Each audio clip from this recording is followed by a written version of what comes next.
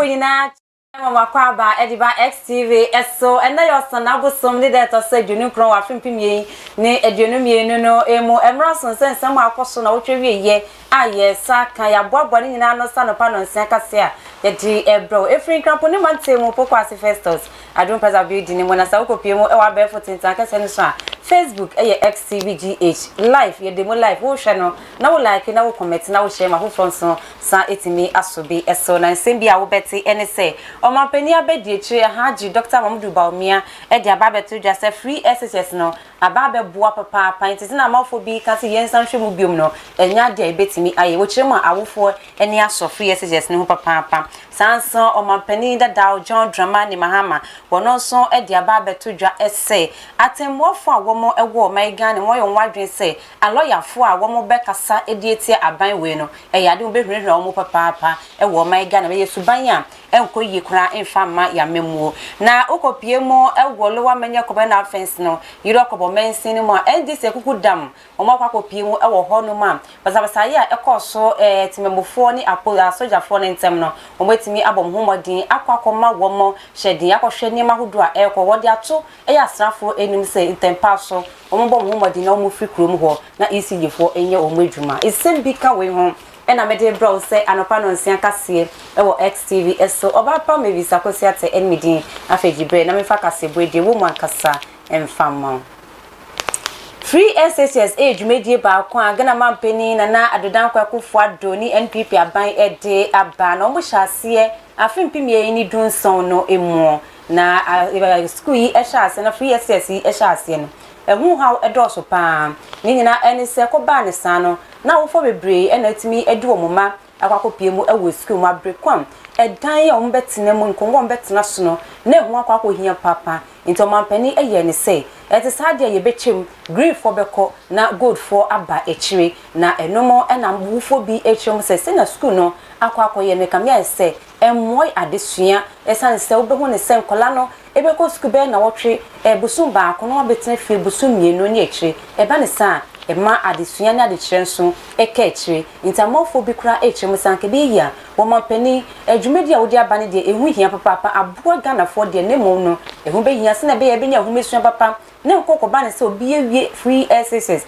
nso tibonkoso sebi onimu hwedie na chese ehu be hia pass yensan hwemu biom na ne ma hodo aka echire ai ma free SSS no entimi di mo no yensan emfa nyema entutu yie na se kura beto dwa seso akwa hodo no na pose to aso school ahodo no mo eyade a eduane pon kola ne bedie no ebi eni ho amafo frefre sorry asofo ni ankura aban panifo yi bikura FS free SSS no ehu be hia pass yensan so ehwemu ebiomo na so wo mampani abediechi Haji Dr. Mamudu Baumia na otwewie ye okopie mo ewo Accra High School free SSS anapoze into school no emu nanumo ena womo ye womo centenary lunch no ena mampani abediechi Haji Dr. Mamudu Baumia e dia to just free SSS no fiti se omo free ase ebepem sese no eyade akoyie papa na bo awofo nti no kwan biye ni ho a eche se womo ba behwemu biom aka se ye ba betwa free SSS emu. Our government under President Nana Addo Dankwa Akufo-Addo introduced the free senior high school policy in 2017 to make secondary education free for every Ghanaian child, and this has brought great relief to parents. Government is undaunted and will continue to work hard to fulfill this promise to the people of Ghana. We cannot really afford to disappoint the youth and the future leaders of our country. So far, so good.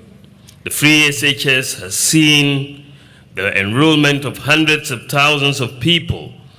boys and girls, who would otherwise not have been able to attain senior high school education.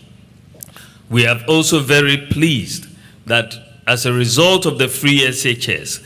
more girls have enrolled, and there is now virtual gender parity across the senior high school between boys and girls.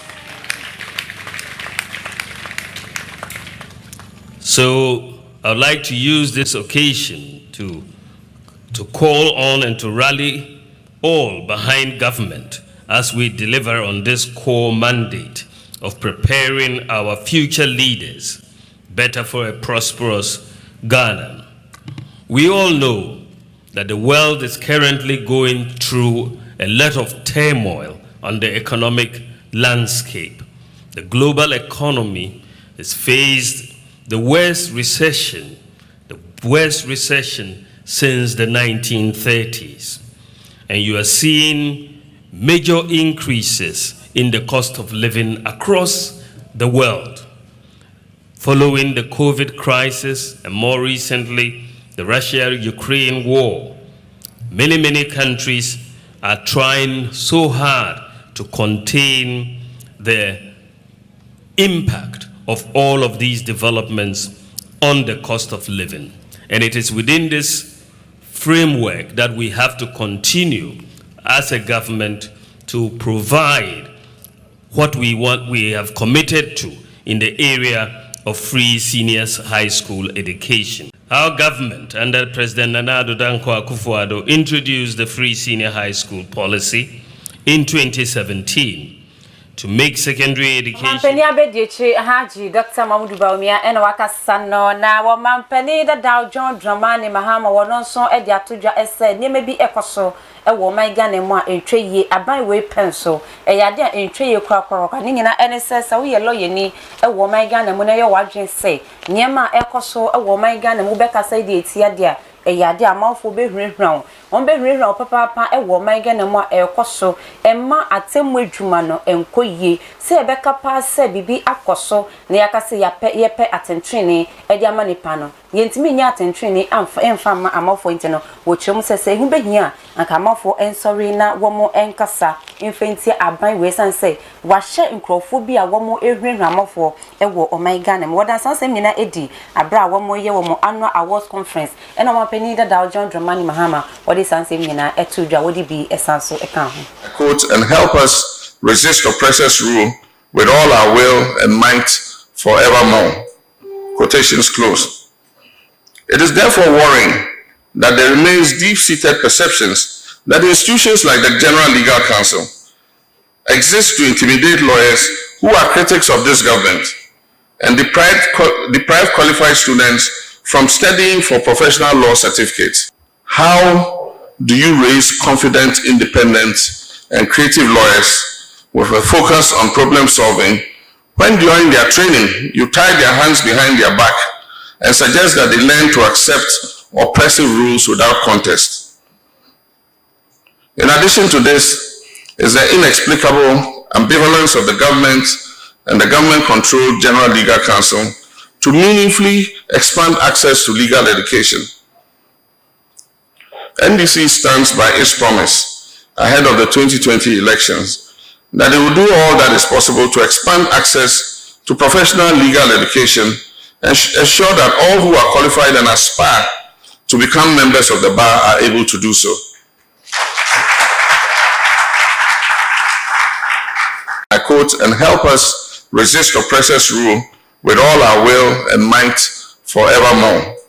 Quotations. Dow John Dramani Mahama ena wakasano na yentu ansem no so ene yemfa nko piemo e wolo wa manya krobo na fence no yiro krobo mensin me piemo antemo e dan no ye bo wa mane asa ko piemo e wo honom dia basabasa ye amane hom ne so ko papa ni nyina eda eba eye etimemufo ni asrafo a womo ewo honom na prepaid meters am impenifo ECG for ye womo adwen so mkwa ko fixe ede ama womo no eko wie kire ne totutu eye dimayawo eko so nipa dudu na nipa be mako ngotwe ena womo epra ewo sa etotutu na ema ne hom ne so no wona ye di aba egu omo mpodie womo de bubuja womo do so papa eye na asem yesi ye endi samanyuko chinya amanyuko no womo abom homodi impenifo a womo ewo amanyuko no dwentreni ani afofo bia eka ho mabom homodi akwakopie mu ewo eye yilokobo anaposele wo manyakobo mensin mu ekwako hu wonna sa wo hawe bi atu womo eko wie chekwa na abrante ba akwa wono